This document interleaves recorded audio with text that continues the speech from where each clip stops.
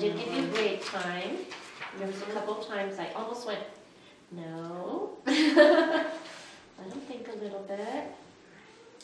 And then on the debrief, well, I'm not sure if this was in the, this was still on the questions, when I made the comment, or when the parent made the comment that it, sometimes it just embarrassed us.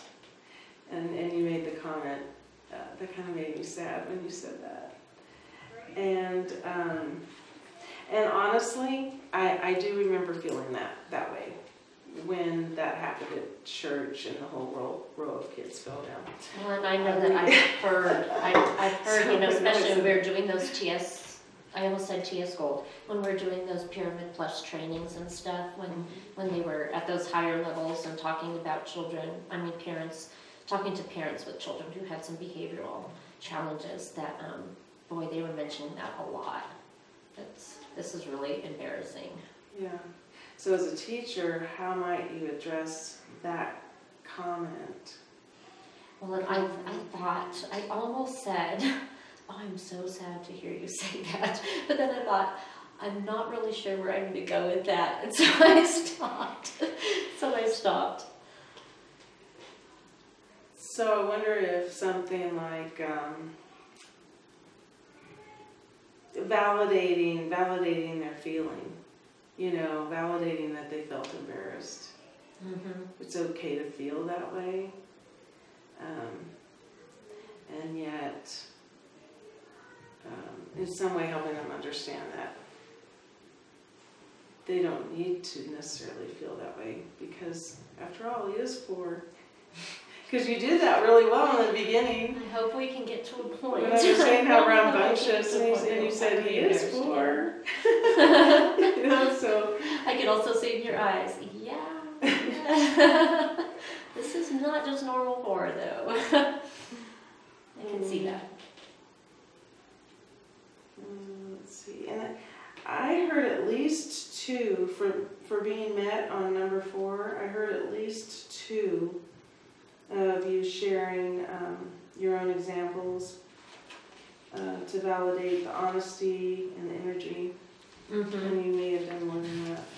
Yeah, I'm trying to use the connection with Joey and Christopher.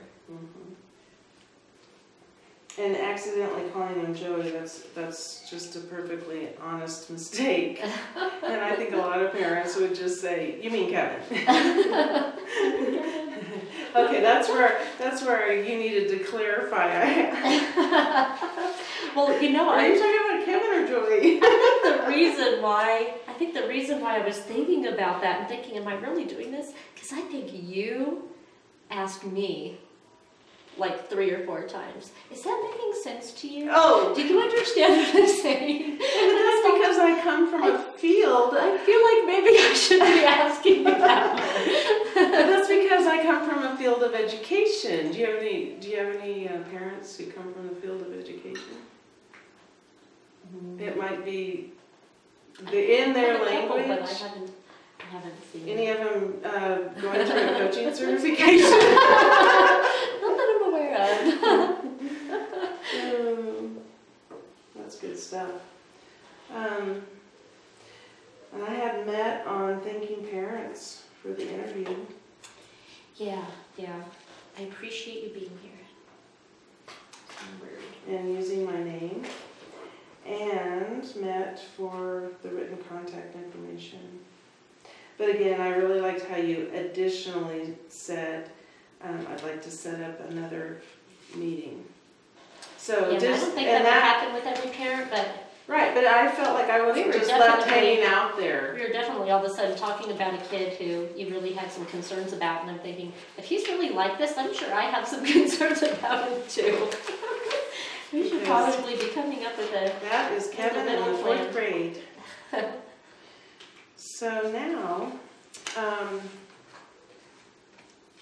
let's pause a second. Let's pause.